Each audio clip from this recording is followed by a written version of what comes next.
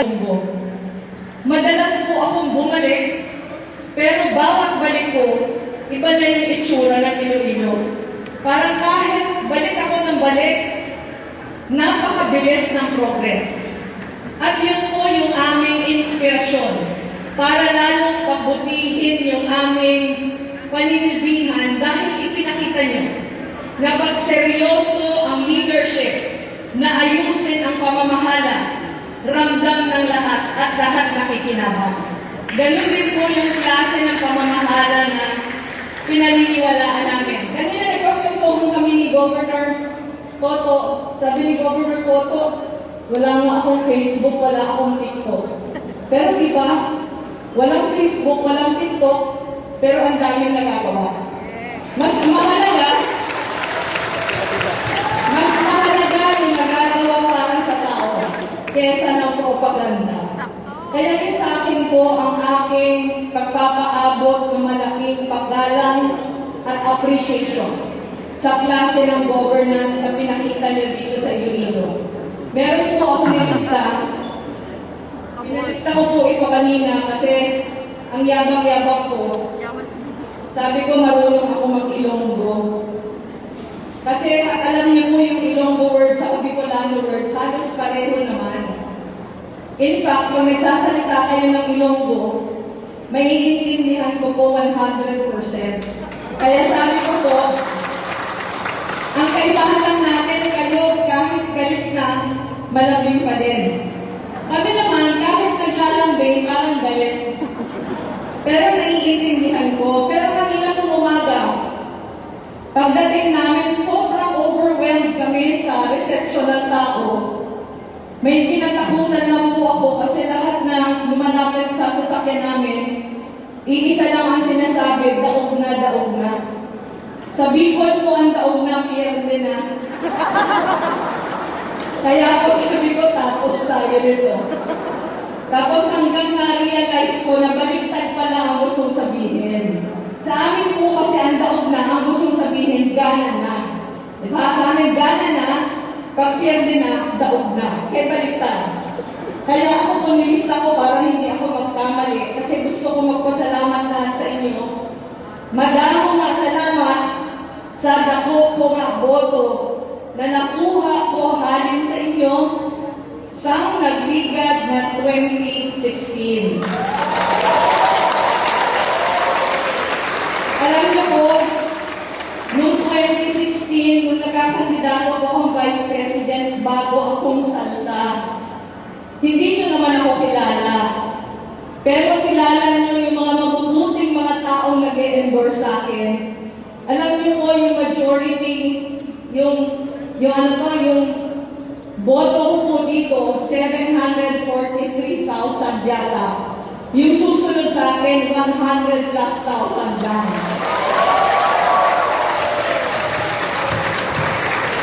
Sa Iloilo City naman po, parang 147,000 na to. Yung susunod sa akin, 43,000 lang. Kaya naman po sabi ko, kaya siguro yung Iloilo siniswerte sa mga namamahala. Kasi yung mga botante marunong bumoto.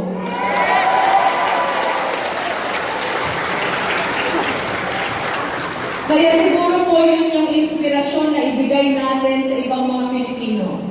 Na pagtama yung binoboto natin, yung sukli naman sa atin, mabuting serbisyo. Hindi pa po ngayon pwedeng mga panya. February 8 pa po ang first day of campaign. Kaya po, pagbalik ko, hihingi ako ulit ng tulong ninyo. Pero sabi po ni Senator Frank doon sa Iloilo City, meeting kanina with the barangay captain, sa sabi ni Mayor Jerry Treñas, hindi pa daw sila kontento doon sa botong nakuha ko noong 2016. Dapat daw mas marami sa 2022. Pero hindi pa man po yun, hindi pa man nagbobotohan. Kanina po from there, kaya late kami ngayon. Kasi hindi po namin ine-expect na gano'n ka-tindi yung reception. Sabi ko nga, yung mainit na pagtanggap ay understatement. Kanina po yung mga tao sumisigaw, sumasayaw, kumakanta, tumatalon. Ang iba umiiyak. Meron pong nagsisplit sa daan. Meron humihiga sa harap ng sasakyan namin. From the airport hanggang po sa City Hall, nakatayo ako sa van. Kasi ang daming taong gustong magpa-selfie, magkamay. Hindi po namin inaasahan na gano'n yung inyong reception sa amin. So kami po, from all of us, maraming salamat. Sa ating pong provincial government officials, siyempre led by Governor Toto and Vice Governor Tinti, pati po sa lahat na mayors, at siyempre kay Mayor Jerry, maraming salamat po sa inyong suporta. Mabuhay po kayo!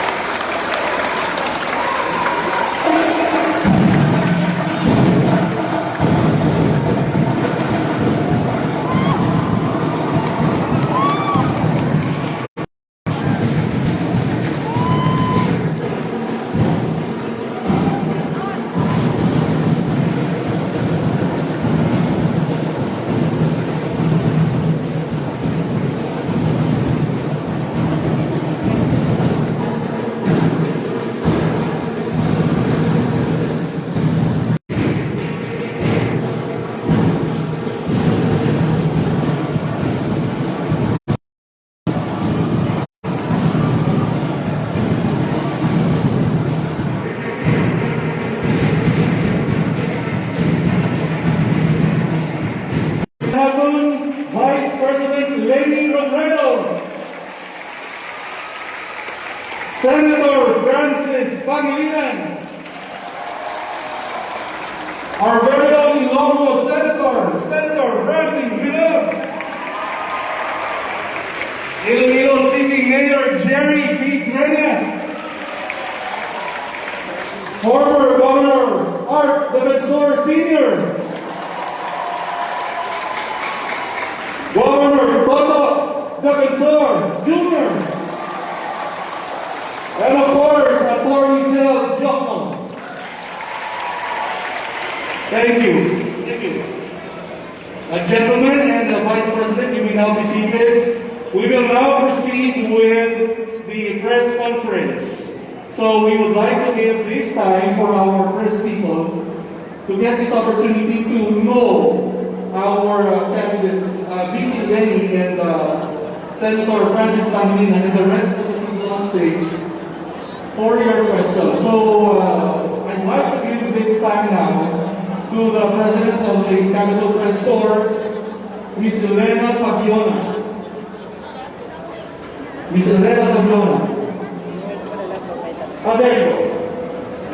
Gentlemen and VP Lenny.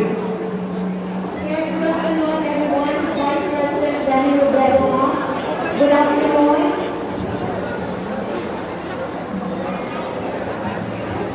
The Iloilo media has raised some questions to the President and I feel certain Good afternoon, guys. Guys, ano po yung reaction ninyo sa mainit na natanggap ng Iloilo na COVID-19 na pumunta po kayo sa Iloilo? At ano po yung reaction nyo sa kanya na nakasuportahan ng mga pinag-election sa Iloilo like Governor Mayor Jeremiah, Senator Franklin Villar, and former Governor Arnold. Senyor, thank you.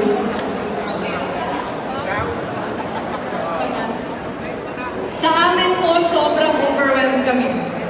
Sobrang overwhelmed kami kasi while alam po namin na may mga preparation sa pagdating namin ngayong araw, hindi namin ini-expect na ganito kagrabe. Kaya nagpapasalamat po kami sa lahat na nag-abang sa kalsada, lahat po nag-abang sa mga pinuntahan namin. Yun po yung nagbibigay sa amin ng lakas.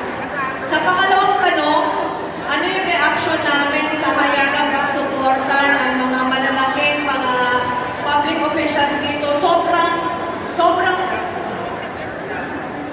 Sobrang pasalamat po kami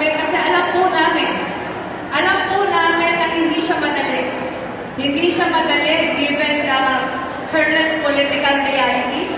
So yung hayagang pagsuporta spelled a lot of difference para po sa amin ni Senator Kiko and the entire state. Kaya nagpapasalamat po kami.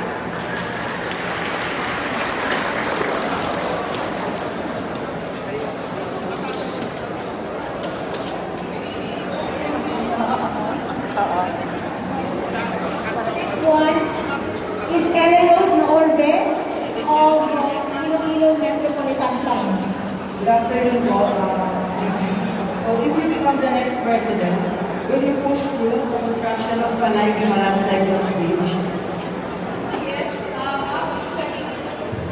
actually this morning I was discussing it with Senator Frank. And Senator Frank updated me na dapat sana ay tuloy-tuloy na yun, pero yung Chinese contractor ay nag-back out. So meron siyang mga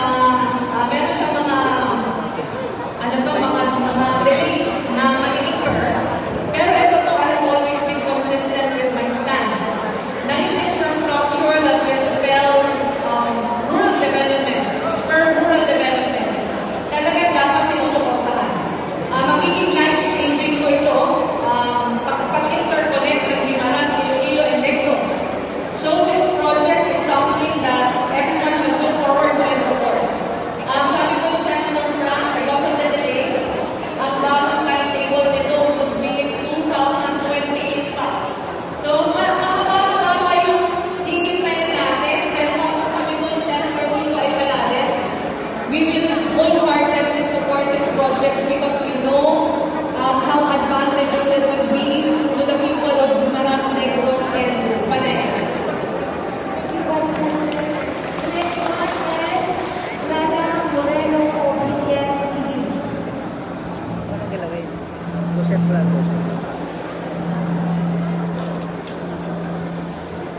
Hello. May hapon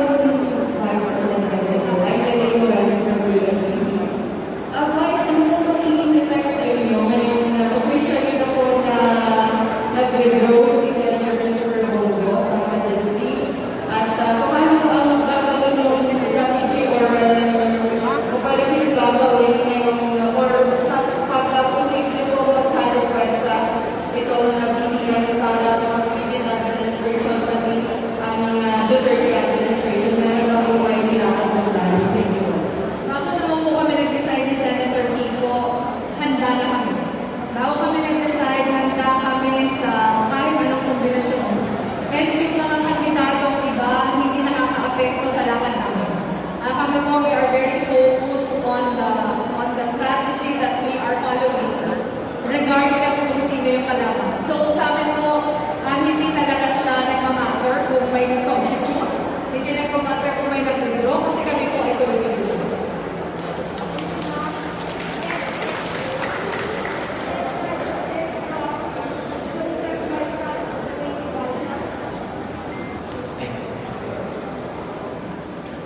Good afternoon po, VP Lenny and Senator Kiko. Nung huli po kayo pumunta ng March to, inanong ko po kayo kung tatakbo po kayo bilang presidente. Sinabi niyo po talaga na parang kasalanan pag-isipin niyo at that time. So, ano po yung nagbago sa isip ninyo at napag-desisyon na niyo po? Nung pagpunta ko dito ng March, wala pang pag-uusap tungkol sa preparations for the 2022 elections dahil nasa gitna tayo noon ng matinding surge. Actually, I started preparing for the 2022 elections only in July. Noong July, doon lang nagsimula yung meetings, pero yung direksyon nun ay iba pa. Yung direksyon nun ay pagsubok na pagkasakin yung iba't ibang mga kandidato na hindi kaalyado ng administrasyon. Ayun yung aking trinabaho, July, August, September. Pero end of September, just before the filing, ay nag-fail yung aming talks. Noon nag-fail yung talks, dinominate ako ng isang bayan, doon lang nag-umpisa yung sakit, nakakandila ako. So for both Senator Kiko and I, it was a last-minute thing. Tapos ang start talaga niya, just answering a call to duty. Pero sa amin, we were pleasantly surprised after we filed with the deluge of volunteers that we have been getting, and it's where we are getting all our energy from. So nagpapasalamat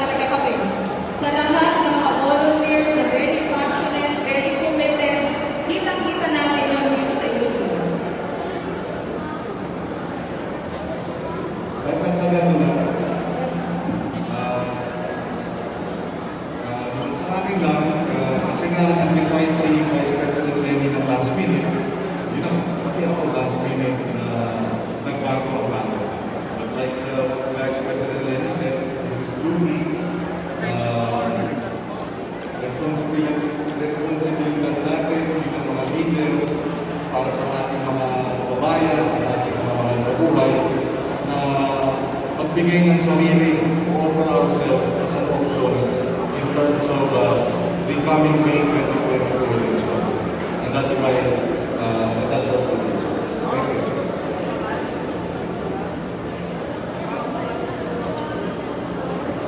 Next question is from Right Right. Good afternoon po. Hingan ko lang po kayo lang yung komento tungkol sa iba't ibang issue. From first to doon, napupo ako si President Duterte saying na natupad po lahat ng mga pinangako niya. Ano po ang take niyo po? Para naman sa amin mga, lahat kami, hindi lang si President Duterte, lahat kami mga public officials. Parati naman kami magre-report ng accomplishments namin. Pero ultimately, kasi taong bayan yung mag-judge kung na-accomplish namin yung aming mga commitments o hindi. Okay, next issue po, may lumabas po sa survey ng SWS saying na majority of the Filipinos are looking for a candidate in the first stand of the West Philippine Sea issue. Now, if you get elected as president, ano ba ang asahan po ng mga Pilipino tungkol sa stand po ninyo sa West Philippine Sea? Ako alam mo, pag-eleksyon, lahat ng kandidato may tendency sabihin kung anong gustong parinig ng botante. Pero para sa akin, kailangan yung mga botante mas maging discerning. Gaano ka-consistent yung kandidatong ito as far as his or her stand on the West Philippine Sea is concerned. Kasi baka naman bumuboses lang dahil kandidato na. Pero yung sa akin naman, pag tinignan mo yung record from day one, from the time that we received the favorable ruling of the Arbitral Tribunal, I have been very, very consistent about my stand on the West Philippine Sea. And we should not expect any less than that sa susunod na presidente. Thank you, ma'am. I mean, it's a Thank you, ma'am. The next question will be Prime Minister Saad. Yes. The last 5.5 years sa Senado, consistent ng aming posisyon sa minority that we have to assert our sovereignty and over our territorial waters as well as our exclusive economic zone. Talagang pinapaglaban natin ang consistent. So, kaya nang nabanggit ni DP Lenny, hindi ito dahil eleksyonan na we are asserting our claim, our victory sa arbitral ruling. In the last 5.5 years, marami kaming hinahain na mga resolution asserting our sovereignty over territorial waters as well as the exclusive economic zone. Last topic po, pinili ko regarding po sa reports na pagtatanggal ng mga pink ribbons and mga politics sa iba't ibang lugar na tinanggalin ngayon. I think there's one instance in Masbate also in Zamboanga. Pagpunta po namin sa Masbate, yun yung umiiyak yung mga supporters namin. Kasi apparently, the night before we arrived, yung mga pinagpuyatan nilang ilagay na mga tarpaulin namin ay tinanggal. Yung sa akin doon, hindi lang siya nakakalungkot, pero nakakagalit din for our volunteers. Kasi yung tarpaulin na yun, mga tarpaulins na yun, hindi galing sa amin. Pero karamihan sa mga tarpaulins na nakikita nakalagay ngayon, pinagkakagastusan talaga ng volunteers. Lalo sa Masbate, hard-earned money nila. Ang kwento nila, halos wala silang natanggap na support from their leaders. So talagang nag-ambang-ambagan sila. Kaya grabe yung heartbreak na naramdaman nila nung pinagtatanggal yung mga tarpaulin namin. So sa akin yung pakiusap ko lang, magrespetuhan lang sana. Magrespetuhan sa pagkakaiba ng mga paniniwala. Hindi naman posible na pare-pareho tayo lahat. Pero sana sa panahon ngayon, lalo pa dahil hard-earned money na yung ginagastos, sana wala namang kanya. Thank you po.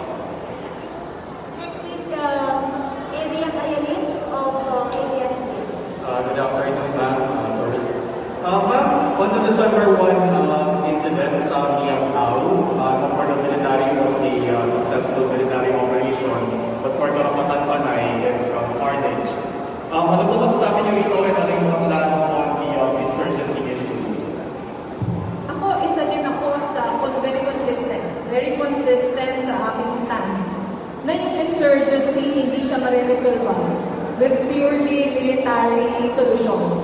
And the AFP agrees with us. In fact, nung present nila sa atin, yung kanilang plano sa insurgency, 100% ay fully supported na kailangan whole of nation approach, na matatanggal mo lang yung insurgency pa ang in-address mo yung core issues na pinagmumula noon. Pagkatapos mo ma-address yung core issues, kailangan mo ma-address yung peripheral issues. Okay, para sa akin, hindi kahit ano pang patayan, labanan, yung mangyayari, kung hindi na-address yung pinaka-root of the problem, hindi naman siya matatanggal. Kanina, nagkakwentuhan kami ni Senator Frank, and Senator Frank was telling us about the Halaur Dam. Yung Halaur Dam na it is expected to be completed in 2 years. Na ito, yung magbe-benefit dito ay napakaraming mga small farmers. Ang magbe-benefit dito, hindi lang siya irrigation for the farmers, pero source of power din siya, source of water supply for the whole of Iloilo Province. Itong mga ganitong klaseng programa, ang dapat pinaglalaanan natin ng pansin. Dahil i-address nito yung pinakabuod na mga issues na pinagmumulan ng ganito mga programa. And nakita natin yan in many other places, halimbawa in Basilan, in many other parts of the Philippines, na pag na-address yung rural development, dun nag-uumpisa yung pangmatagalan na solusyon sa insurgency. Follow-up lang on the incident, sinasabi din ng karapatan na violation of international human rights law. Ano ba masasabi niya naman? Ang para lang sa akin, kailangan kasi merong platform para yung mga reklamong ganyan ay pinapakinggan. Hindi pwedeng pinabrush aside. Kasi kung iba-brush aside natin yung ganong mga complaints, baka lalong ma-fan yung mga dahilan ng puot sa lambang isa. So para sa akin, kailangan merong mechanism para kung merong human rights abuses, kung merong mga ibang klaseng mga abuso na nangyayari, kung nag-exceed sa necessary means, kailangan paparusahan kung sino yung nagkamali. Kasi pag hindi siya maging accountable, ay magiging pamantayan siya para sa susunod na mga engagement. So that's the Kaya just on the issue of peace, doon sa usapin ng peace and peace talks, during one of our consultation dialogue, retired military officials, kami ni Vice President Benny, binanggit ko sa kanila yung pag-aralan na gusto yung panibagong template ng peace negotiations na nag-resulta sa bar dahil sa pagkikipag-usap ng kapayapaan, nauwi sa ceasefire, nauwi sa peace agreement, at nauwi sa pagpapasan ng bar. Si Senator Melon, ang isa sa pinakamasugid na talagang inisa-isa yung mga provision ng bar para consistent with the Constitution, but at the same time recognizing itong desire for autonomy ng ating mga kapatid na MILF. In the end, yung peace dividend, 70 billion a year of peace. So dapat siguro, at yun ang hiniling namin sa Armed Forces of the Philippines na retired, tingnan natin yung ganong template of peace, and also sa ating mga kapatid na nasa NPA at nasa NDF, tingnan yung ganong klaseng template ng peace dahil ang dividends napakalaki. And we hope that will serve as a new paradigm in terms of addressing itong matagal na armed conflict problema ng insurgency. Thank you, sir. Yes, thank you very much, Vice President Benny, with the Senator Kiko and